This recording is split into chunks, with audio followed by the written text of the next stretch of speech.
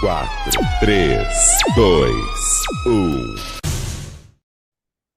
Olá, amigos, um grande prazer estar aqui com vocês e hoje eu tenho uma grande honra em receber aqui conosco a professora Rita Maria Tárcia, que é uma grande especialista em um tema, certamente um tema muito importante para qualquer sociedade, e aqui no Brasil isso não é diferente. Ela é uma grande especialista em educação e em diversos segmentos sobre educação. A gente vai ter essa grande oportunidade de poder bater um papo aqui informal com a professora Rita, e tenho certeza que será muito produtivo para todos vocês. Professora Rita, que é mestre, doutora em semiótica e linguística em geral pela USP, também é pesquisadora pela Unifesp e também tem um projeto que eu fiquei bastante curioso e gostaria de ouvir da professora, um projeto relacionado à saúde mental pela Unicef e pela Fiocruz. Acho que é um tema tão importante, principalmente a partir de 2020, com a pandemia, né? Então, aqui no Brasil nós já tínhamos esse problema seríssimo, o Brasil já era, infelizmente, o campeão mundial de transtornos de ansiedade, e com a questão da pandemia, esse número, infelizmente, se multiplicou bastante. Então, eu gostaria de explorar, viu, professora, esse seu conhecimento, porque realmente, no mundo corporativo, os próprios estudantes passando por muitas dificuldades com relação à ansiedade. Então, a gente vai falar um pouquinho sobre isso também. Então, agora eu vou passar a palavra para a professora Rita, para que ela fique à vontade para contar para nós quais os projetos que está envolvida nesse momento, e a gente começar aqui a bater um papo. A palavra é sua, professora.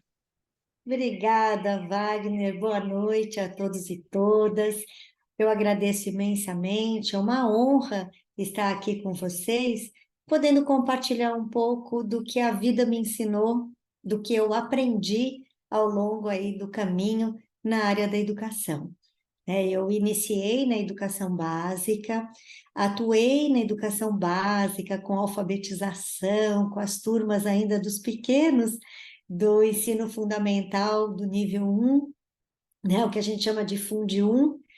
Trabalhei com formação de professores, nos cursos de pedagogia, licenciatura, cheguei na gestão do ensino superior e trabalho muito com a questão da educação à distância, né? Acho que a gente vai poder falar também sobre a questão do ensino remoto emergencial, que foi muito utilizado na pandemia e que deixou aí alguns ensinamentos e muitas inquietações.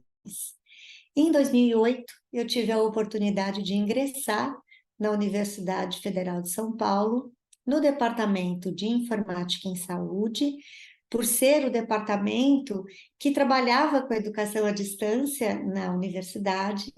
E então hoje eu estou lotada nesse departamento e desenvolvo pesquisa na área de educação e saúde, sobre a formação de professores, sobre o ensino em ciências da saúde. E hoje é um grande desafio também a gente falar sobre o ensino de ciências da saúde, com todo esse aparato tecnológico que está presente nessa área. Então, acho que a gente vai ter um tempo aqui muito legal de trocas, de ideias, de aprendizados. Então, vamos juntos, Wagner. Vamos lá, professora, muito bom, muito bom.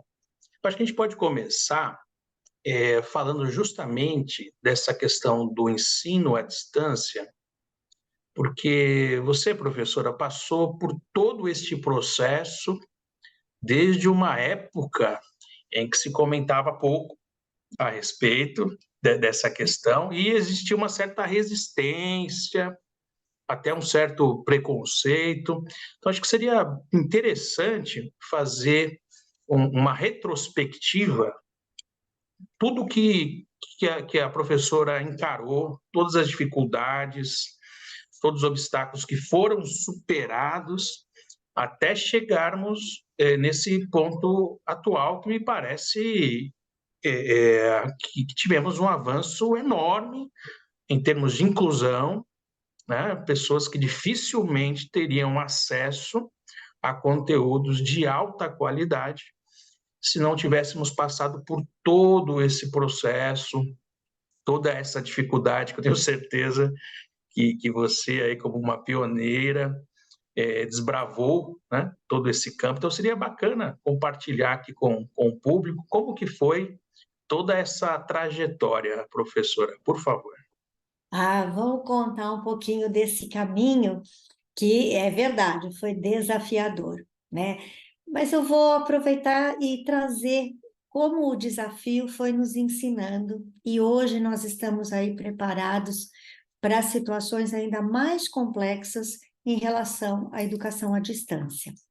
Então, veja, lá nos anos 90, né, quando nós pudemos trazer a educação à distância para o ensino formal nas universidades, a experiência era nova para nós na universidade, porque o ensino à distância já existia no Instituto Universal Brasileiro, no Instituto Monitor, que hoje é uma instituição de ensino superior. Tivemos experiências importantes como o telecurso, né, que era por meio da televisão. Mas quando chegou para nós na universidade, Wagner, a gente não sabia muito como trabalhar. Então, foi um grande aprendizado começarmos a lidar com a questão dessa metodologia, desses recursos, dessa modalidade. Inicialmente, muito do que a gente fazia no presencial, nós trouxemos para o ambiente virtual. Então, a gente utilizava muito do material didático do professor e colocava nos ambientes virtuais. Mas, com o tempo, nós começamos a explorar mais esses recursos tecnológicos. Nós também encontramos cursos de formação para os profissionais na área de design, na área de tecnologia, de produção de conteúdo. Então, nós fomos crescendo nessa modalidade. E hoje nós temos recursos sofisticados. E começamos, sabe, Wagner, pelos cursos da área da licenciatura, a pedagogia e as licenciaturas. E foi muito difícil, né? A gente discutia muito, falava, a gente precisa olho no olho. E hoje nós estamos aqui, né? Olho no olho, estou aqui pertinho de vocês e a gente consegue se ver, interagir. Então, conforme os desafios eram colocados, a tecnologia vinha trazendo respostas. Então, começamos com formação de professores, pedagogia e licenciatura. Depois fomos para a área de negócios, quando surgiram muitos recursos ligados aos jogos empresariais. E há poucos anos nós chegamos nessa grande questão, que é o uso da tecnologia na formação dos profissionais da área de saúde e de engenharia, né? Porque são áreas em que nós precisamos desenvolver habilidades psicomotoras, precisamos desenvolver competências que muitas vezes a gente não consegue no ambiente virtual. Então, eu digo que o melhor projeto pedagógico, Wagner, é aquele capaz de explorar todo o potencial dos recursos tecnológicos e criar experiências de aprendizagem muito ricas e também é capaz de utilizar as experiências presenciais, físicas, potencializando os encontros físicos que acontecem entre as pessoas. Então, aí a gente consegue, sim, articular um projeto pedagógico de qualidade. Por quê? As pessoas têm muita insegurança, e eu vou pedir licença para compartilhar, que quando nós falamos de um curso de educação à distância, na modalidade à distância, na área da saúde, nós não estamos nos referindo a um curso em que os estudantes não terão contato nem com a realidade, nem com o território. Isso é uma inverdade, tá? Todas as exigências do presencial devem ser respeitadas para o curso que utiliza as tecnologias e então os estudantes precisam ter as atividades práticas, precisam ter a aproximação do território. Então, nós não temos esse distanciamento total. Nós potencializamos, muitas vezes, as experiências teóricas, explorando todos os recursos tecnológicos e também garantimos as experiências nos territórios, na prática, no campo da prática profissional, né? De articularmos da melhor maneira essas duas modalidades, que é quando emerge, não sei se você...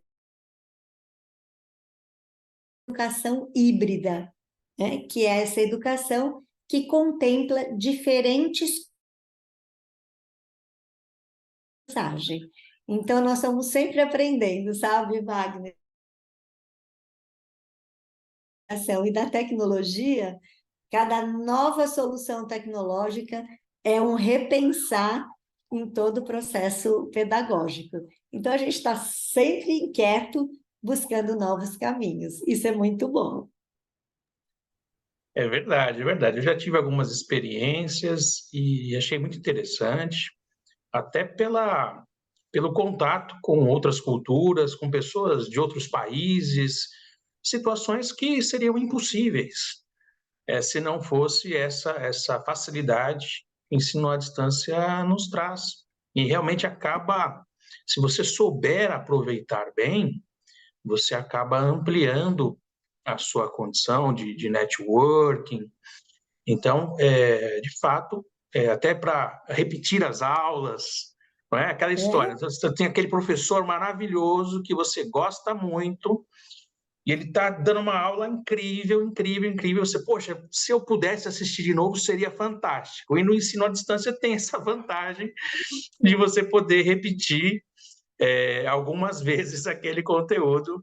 Então, de fato, é buscar realmente o melhor dos dois mundos, né? E essa questão do híbrido, de realmente tentar as situações presenciais, os encontros presenciais, porque, de fato, a gente precisa desse contato também, a gente percebeu muito isso ali a partir de março de 2020, né? Então, de alguma maneira, a gente precisa buscar mecanismos de ter esse contato humano também.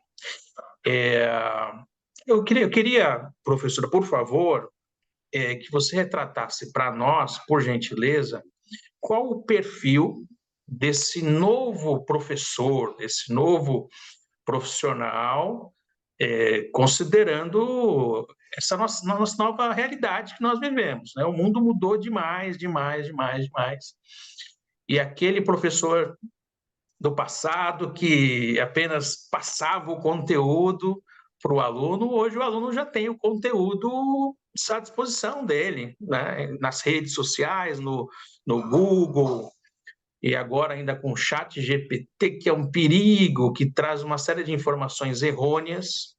É um perigo, é terrível. Esses dias eu fiz um teste aqui no ChatGPT, e ele trouxe algumas informações atribuindo livros que eu não escrevi, então ele traz uma série de informações errôneas. Então, qual que é a sua visão em relação à realidade atual que nós vivemos e qual que é o perfil do novo professor? Olha, eu vou pedir licença, Wagner, para a gente voltar um pouquinho, né? Por que que o professor passava, né, a ideia de transmitir um conteúdo? Porque o conhecimento, anos atrás, aí 20 anos, 30 anos atrás, o conhecimento estava exclusivamente nas instituições de ensino e nas universidades. Então, a gente só podia aprender enquanto a gente estivesse na universidade. E a ideia era, quanto mais conteúdo o professor passasse, mais eu ia encher a minha bagagem, a minha mala de conhecimentos, e ia utilizar ao longo da vida.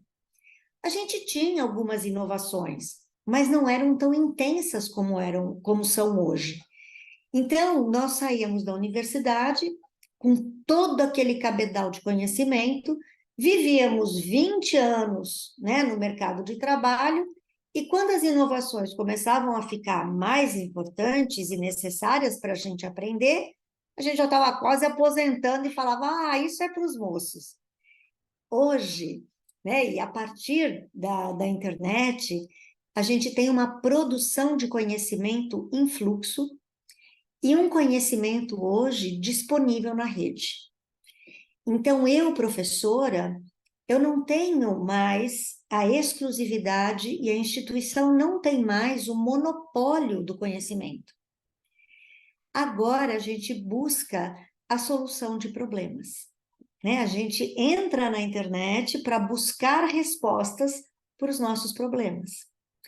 Então, muito do que a gente tem trabalhado é estimular os estudantes a formularem perguntas e a buscarem as respostas na rede.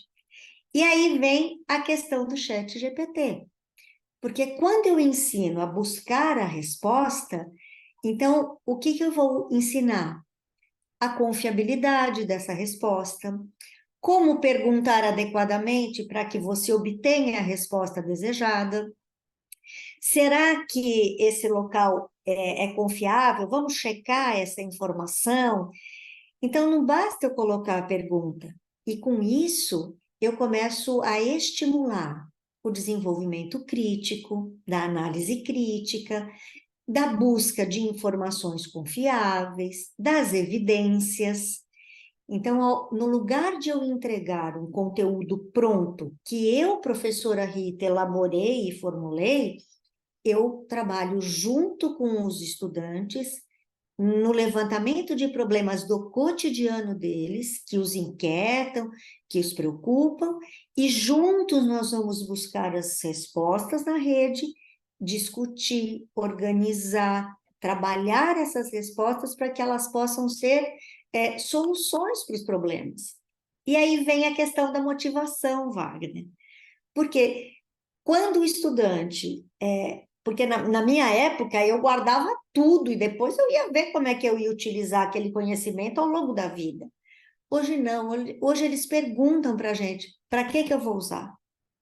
Qual é a função prática deste conhecimento que eu estou trabalhando?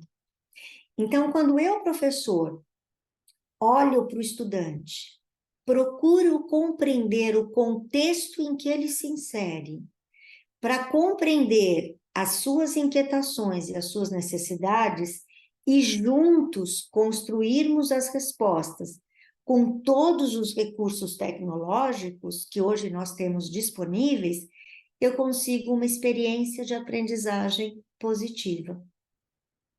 Então, eu entendo que aí está o perfil desse novo professor. Mas olha, Wagner, não é fácil. Não é fácil porque nós não aprendemos assim. Muitos professores da minha geração e até mais novos, eles não aprenderam dessa forma. Então, para nós, é uma insegurança criar novas estratégias diferentes das que nós aprendemos. Então, nós também sentimos inquietação, preocupação, dúvidas, mas a gente tem que estar juntos com essa experiência, né? Onde eu compartilho conhecimento, outros que estão nos acompanhando vão publicar no chat, vão trazer experiências, e aí a gente vai se apoiando. É como se fosse uma rede de apoio, né? Em que a gente vai observando, olha, deu certo para ele, aqui eu preciso tomar cuidado, e assim a gente vai efetivando as mudanças, porque elas não são simples nem fáceis, né? Muito bom, muito bom. A professora Rita está aqui nos dando uma aula. E realmente eu tive uma experiência que eu achei bastante interessante. O professor chegou na sala de aula e ele falou: olha, pessoal, é o seguinte, eu tenho aqui uma série de temas, os temas são esses, e eu tenho uma série de estudos de caso para a gente debater. Só que eu vou sair da sala agora, vocês fiquem aí conversando, entrem em consenso e escolham o caso que vocês quiserem, Depois eu volto e a gente constrói juntos o estudo de caso, que é um pouco do que você acabou de falar para nós, né? Não é mais aquela entrega do conteúdo preparado, é uma construção em conjunto, onde você acaba atraindo ali a atenção, o interesse dos alunos, porque é algo realmente difícil, nosso foco, a nossa atenção, nós vivemos num mundo de distração, né? A concorrência é muito grande, então eu imagino, me coloco no lugar do professor, realmente não é fácil lidar com esse mundo de hoje, né? E uma coisa também que a gente ouve bastante é a história de que ninguém nunca mais estará formado. No passado era isso, né? Ah, eu me formei em medicina, eu me formei em direito. Hoje em dia já não existe mais nada disso, porque a cada semana tem uma novidade, e uma novidade impactante dentro daquele mercado. Então, se o profissional ficar deitado em berço esplêndido, ele muito rapidamente ele é superado. Então, a questão da educação cada vez mais é importante nesse sentido, de uma educação continuada e formações de curta duração também, né? Então, queria que você explorasse um pouquinho essa questão da educação continuada, por favor, professora. Olha, Wagner, a educação continuada traz em si o conceito do lifelong learning, que é a ideia desse aprender ao longo da vida, né? E não é só uma teoria. A gente vive hoje um contexto em que nós somos convidados continuamente a aprender. Claro que eu sinto mais dificuldade de aprender do que a minha filha e do que as gerações mais novas, porque para eles esse desafio está muito mais frequente, muito mais tranquilo. Para eles é tranquilo novas versões de softwares, de programas, novos aplicativos, eles vão descobrindo e vão caminhando. Mas eu tinha uma visão de que agora eu estou formada, eu sou mestre, eu sou doutora, acabou. Não é mais assim, né? E o nosso estudante, Wagner, eles têm hoje, os jovens, os adolescentes, os jovens, as crianças, eles têm sim muitas competências, muito valor, diferente do nosso. Então, essa questão da aprendizagem ao longo da vida, ela é muito importante. Também é importante considerar, Wagner, que hoje o idoso tem um outro perfil, né? Eu lembro de uma festa que meu avô fez quando ele fez 60 anos e se aposentou, porque ele já era velhinho. Eu não vou falar quantos anos eu tenho, tá? Mas eu não vou fazer festa. Porque a gente tem uma outra perspectiva de vida. A gente observa hoje os idosos com uma outra rotina, com outros aprendizados. Então, é um contexto que se modifica. E eu entendo que a gente precisa aprender a lidar com o momento que nós estamos vivendo. Não adianta a gente negar nem sofrer. É diferente de empinar pipa e mexer num software? É diferente a gente brincar num game digital e jogar bola? É diferente, mas não são excludentes. Não tem melhor ou pior. São experiências diferentes. A educação presencial é diferente da educação à distância. Os nossos jovens são diferentes em relação às gerações passadas. Nem melhor, nem pior. São diferentes. Então, é importante a gente estar aberto para essa ideia do aprender, né? Do aprender junto, do aprender de maneira colaborativa. E as microcertificações, que também é um conceito que nós estamos trabalhando não só nas empresas, mas também nas universidades, é porque nós temos uma dinâmica de produção e geração de conhecimento que é em fluxo. Então, às vezes, até a estrutura da universidade, para trazer um curso novo, às vezes demora 2, 3 anos. Quando eu vou formar o meu aluno daqui 6, aquilo que era novo já não é tão novo. Então, as microcertificações auxiliam na construção de trajetórias formativas mais rápidas, mais dinâmicas, mais atuais e mais alinhadas aos nossos projetos de vida. Então, é algo que está em alta e que a gente pode sim conhecer e explorar, que são cursos de menor duração, com uma dinâmica mais intensa. Então, vale a pena. A gente está sempre aprendendo, com certeza. Muito bom, excelente. Uma aflição que eu tenho ouvido bastante, principalmente dos pais de jovens que estão no ensino médio, é assim, Wagner, no passado, o meu filho ele tinha uma ideia de ser engenheiro, de ser advogado, de ser médico, dentista, mas com essa mudança tão impactante da tecnologia, eu tenho medo que essas profissões elas desapareçam, mudem radicalmente, e eu não sei muito bem como ajudar o meu filho, né? E a gente ouve um pouquinho de que seria interessante não focar em profissões, mas justamente nessas competências um pouco mais amplas e que possam acompanhá-lo ao longo dessa trajetória, dessas transformações.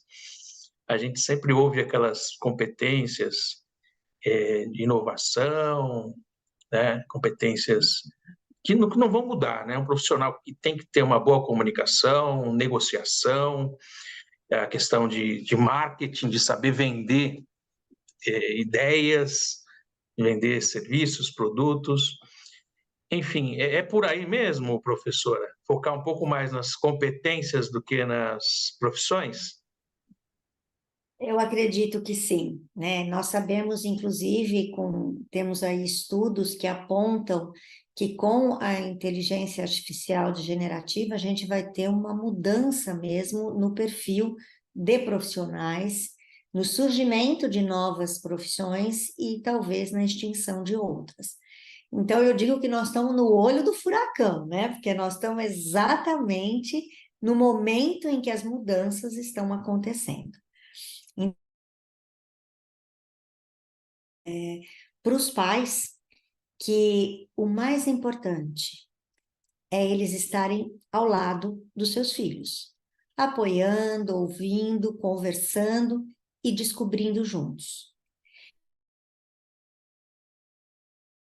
Nós temos que olhar as competências, mas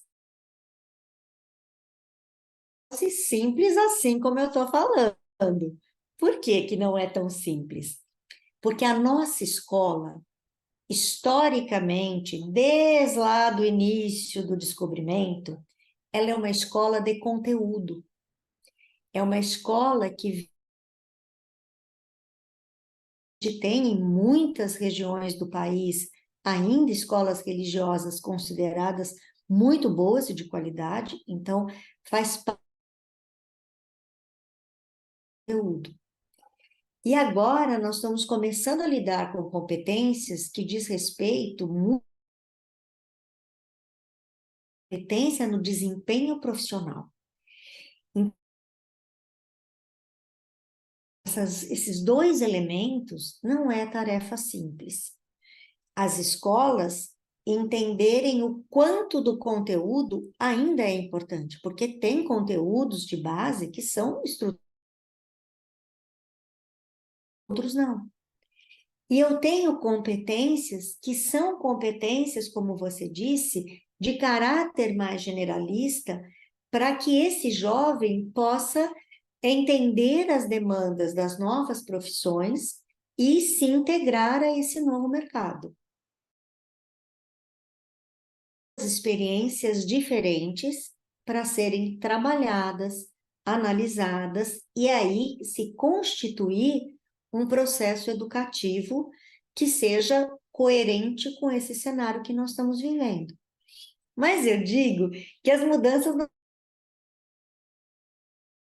lia a história e de um capítulo para o outro mudava um período da história. Nós não vamos mudar de um dia para o outro, nós estamos construindo essa mudança. Então, a escola está sim buscando. Entendo que a família, seja como ela está constituída hoje, ela ser junto com os adolescentes, com os jovens, é bastante importante. Por certificações, por meio de cursos no mundo, eles vão poder encontrar caminhos que a escola ainda não conseguiu formalizar. Ela até está buscando, mas tem todo um processo de legitimar, formalizar, documentar, que não é tão rápido. Então, eu penso, sim, que essa questão das competências, elas precisam ser melhor trabalhadas por nós.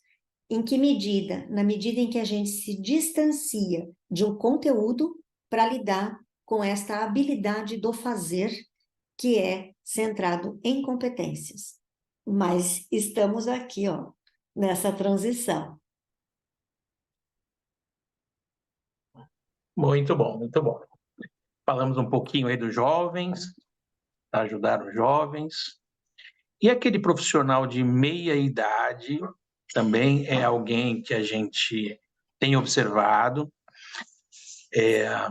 O mercado corporativo tem mudado bastante e alguns desses profissionais acabam se desligando das empresas e muitos deles acabam buscando o empreendedorismo. Sem uma preparação prévia, a maior parte das pessoas acabam sendo pegas aí de surpresa, abraçam o empreendedorismo. Como que a universidade tem visto essa questão da recolocação profissional, do empreendedorismo, da pequena empresa no Brasil? Qual que é o apoio que a academia tem dado? Qual que é a visão que a academia tem tido em relação a essa transformação do mercado de trabalho aqui no país? Por favor. Então, Wagner, eu vou abordar sobre dois aspectos essa sua motivação, né? Essa sua questão. Uma é o espaço que os profissionais que já têm uma experiência podem encontrar na universidade para redimensionar sua carreira, para se atualizar, é por meio dos cursos livres ou dos cursos de especialização. Esse é o caminho mais rápido. Porém, com a educação à distância, o que nós temos observado? Que muitos profissionais, por já terem uma experiência, uma maturidade, uma disciplina e uma busca de redirecionar a sua carreira, eles utilizam cursos de graduação à distância para buscarem outros caminhos. Então, eu entendo que hoje um profissional que sente essa necessidade de se atualizar, de se recolocar ou de redirecionar a carreira, a universidade tem os cursos livres, a pós-graduação, mas muitos estão buscando cursos de graduação à distância. Por que eu estou dizendo isso? Porque nós temos aí pesquisas que apontam muitos alunos de cursos de graduação que estão fazendo a segunda graduação, a terceira graduação. Então, assim, eu penso que para esse profissional, ele ter uma motivação interna, pessoal, e buscar o caminho, porque eles existem, né? Como que a universidade lida com o empreendedorismo? Hoje, inclusive, nós temos na universidade um laboratório, né, de empreendedorismo, inovação e criatividade. E o laboratório, assim como em outras instituições, a gente também tem esses espaços, são espaços de inovação em que a gente busca criar condições para que os estudantes, com base nos seus estudos, produzam novos projetos, né? A gente fala que é o mão na massa, é o tirar ali, fazer na bancada um novo projeto. E com isso, a gente acaba, por meio dessas ações, por exemplo, do laboratório, apoiando startups, apoiando ações empreendedoras, porque empreender não é fácil, né? Uma startup, para ela chegar aí e ser um unicórnio, ela tem um caminho que não é simples, né? Não é para todos, eles acertam, erram, até conseguir deixar de ser uma startup, porque recebem aí um investimento e com isso eles se transformam.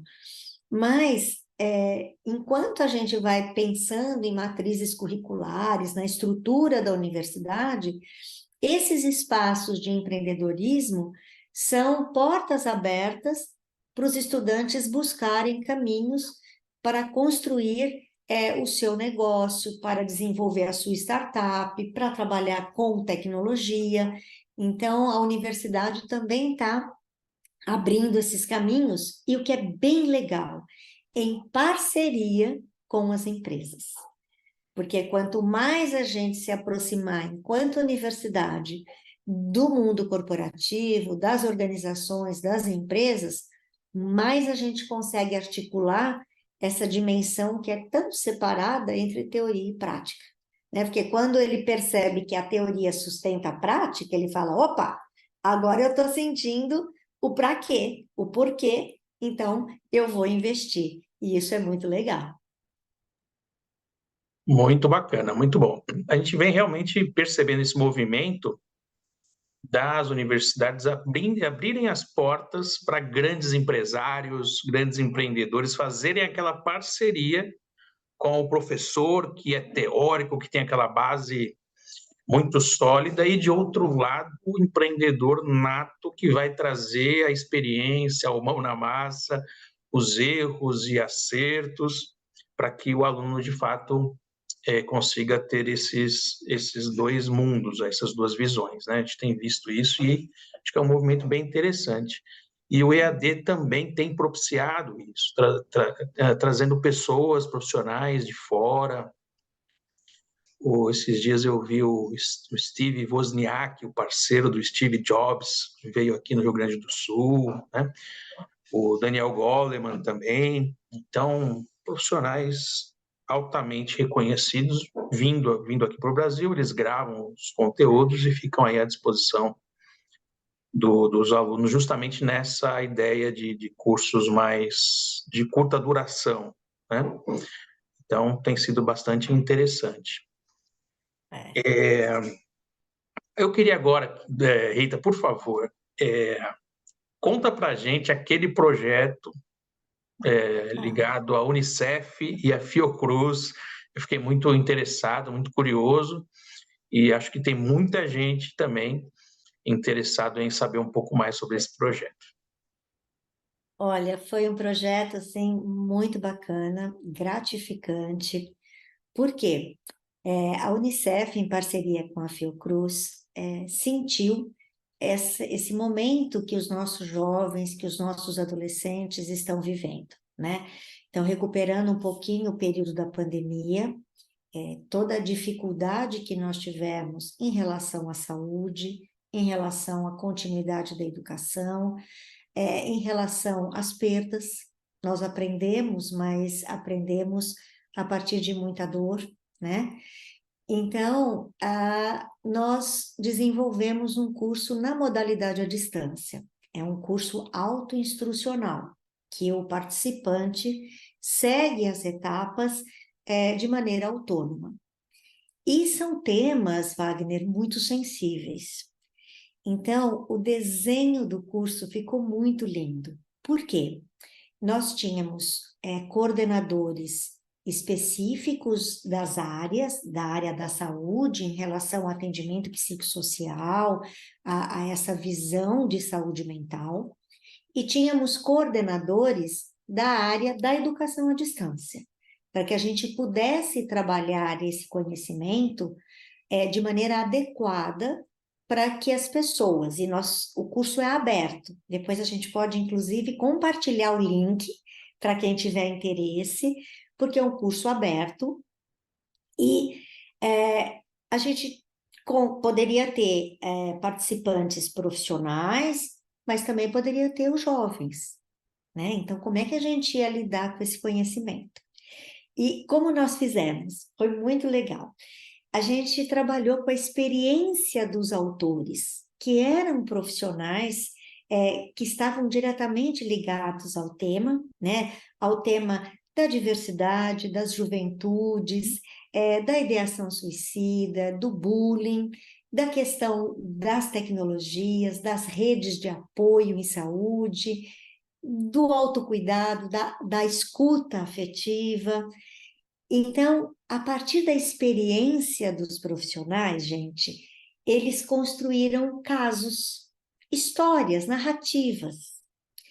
E depois dessas histórias e narrativas é que nós desenvolvemos o conteúdo, porque nós trouxemos a referência, né, o dado da realidade, o concreto, e a partir do concreto é que nós construímos o conteúdo. Então ficou um curso assim muito muito cuidadoso em relação ao tema, acessível para as pessoas, mas também trazendo reflexões importantes, sabe? Nós temos momentos de reflexão que a gente convida o participante a falar: "Ó, vamos pensar sobre isso, preste atenção sobre esse aspecto." Então, mesmo sendo autoinstrucional, a gente convida o participante a fazer reflexões importantes. E também temos uma tutoria para uma interlocução específica que os participantes podem recorrer com uma das coordenadoras que seguiu como tutora no curso e que abre um espaço também de interlocução. Sabe que a proposta, gente, era de... Nós lançamos no primeiro semestre, mais ou menos em março. E a proposta era da gente ter 4.000 alunos até agora, mais ou menos setembro, outubro. Mas quase que em junho nós já tivemos 20.000 inscritos.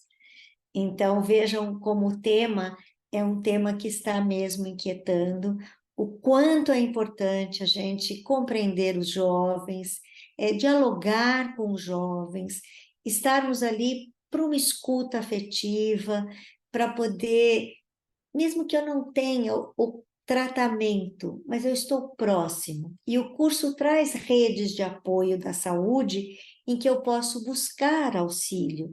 Então, eu convido, sim, a todos, porque foi uma experiência muito bacana.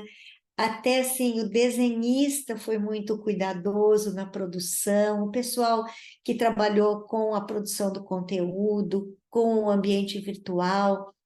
Quem tiver a oportunidade de participar, eu tenho certeza que vai gostar muito da experiência e vai sentir o quanto é importante olharmos para o jovem, não para brigar com ele, para dizer que ele é complicado, mas para dizer que ele é um jovem que está descobrindo todo esse universo e que a gente está junto dele para caminhar, para apoiar, para dar o ombro, para abraçar, para rir e para chorar. E mensagem maravilhosa, Rita.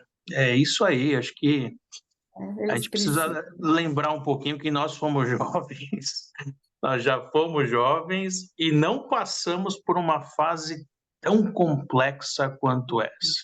Nós não passamos. Então, para nós, já adultos, que já temos a nossa história, todas as dificuldades, não tem sido fácil, mas imagina para um jovem adolescente lidar com esse novo cenário aí que alguns chamam de mundo VUCA, mundo BANI, mundo dos 3 Cs. é um mundo realmente muito complexo. Seja VUCA, BANI ou 3Cs, a complexidade não sai de nenhum dos três, é muito clara. E, poxa, maravilhoso esse curso. A gente vai depois colocar no chat, então. Eu tenho certeza que vai agregar muito para todos que estão aqui nos acompanhando. Fiquei muito feliz em você poder compartilhar conosco aqui. Que bom. Rita, agora então gostaria que você passasse uma mensagem relacionada à educação do país, qual que é a sua visão, se é uma visão otimista, o que você espera aí para os próximos anos, eu sei que você acompanha também o que está acontecendo aí fora, em outros países, principalmente na questão tecnológica, do ensino à distância, em razão da sua participação na Associação Brasileira de Ensino à Distância, então você tem esse contato muito próximo. O que a gente pode esperar da educação aqui no país? Podemos ser um pouco mais otimistas? Qual que é a sua visão? Olha, Wagner, para uma professora, uma educadora, eu só posso dizer que a minha visão é otimista. Por que é otimista? A educação promove a transformação. Então, se nós estamos vivendo todos esses desafios próprios de um mundo em transformação, é porque a educação está presente. Não estamos passando por momentos fáceis, né? Estamos passando aí por questões bastante complexas no ensino superior no Brasil, né? Uma vez que a gente tem um grande número de instituições privadas, então nós temos um movimento de inclusão, mas nem sempre os alunos egressos estão sendo absorvidos pelo mercado de trabalho, então isso causa uma preocupação. Sabemos das dificuldades que passamos na educação básica do nosso país, não é simples, país continental como o nosso, né, em que as realidades são muito diferentes. Então, a educação à distância, muitas vezes, para os profissionais, para as pessoas que moram nas grandes cidades, é mais uma opção em relação ao trânsito, ao horário, mas quando a gente vai para os rincões desse país, a educação à distância, às vezes, é a única alternativa desse jovem ter uma profissão e desse jovem transformar a sua própria realidade, né? Então, eu acredito muito na educação, no potencial da tecnologia trazendo respostas e que nós vamos aprender a... Né? Claro que causa inquietação, né? Quando a gente vê um chat GPT montando aula, montando apresentação, e eu cruzo o braço e falo, como assim? Vamos juntos, vamos aprender, vamos rever. E a esperança, ela tem que estar sempre presente. E a esperança é nos nossos jovens, nas nossas crianças. Eles precisam de nós. Mesmo com a tecnologia, eles... Porque às vezes eles ficam quietinhos, sabe? Brincando. Mas talvez lá no fundo eles queiram brincar com a gente, jogar com a gente, conversar com a gente. Não para brigar, não para repreender, eles são realmente diferentes. Temos muito para compartilhar. Então, eu desejo de coração que a gente possa olhar para este mundo com o potencial que ele tem, a esperança de que a educação está presente no cenário que vai se acomodar. Estamos juntos e vai nos dar sustentação para esse novo tempo que está se desenhando. Então, é isso que eu queria compartilhar com vocês e agradecer de todo o coração essa oportunidade de poder deixar aqui um pouquinho do que a vida me ensinou e do que eu pude aprender. Super obrigada. Excelente, professora Rita Maria Tárcia está aí com uma mensagem maravilhosa. Agora, no final, agradecemos muito a sua participação aqui conosco. E se o público quiser ter mais contato com você, qual que é o melhor caminho, a melhor rede, LinkedIn, enfim, qual que é o melhor canal, professora? Eu posso passar, a gente coloca no chat o endereço do Insta, do LinkedIn, posso deixar e-mail, estamos aí na rede de apoio, né? Então, vou deixar meus contatos para o que vocês precisarem, estamos juntos. Excelente. Muito obrigado mais uma vez. Pessoal, até a próxima. Um abraço. Tchau, tchau.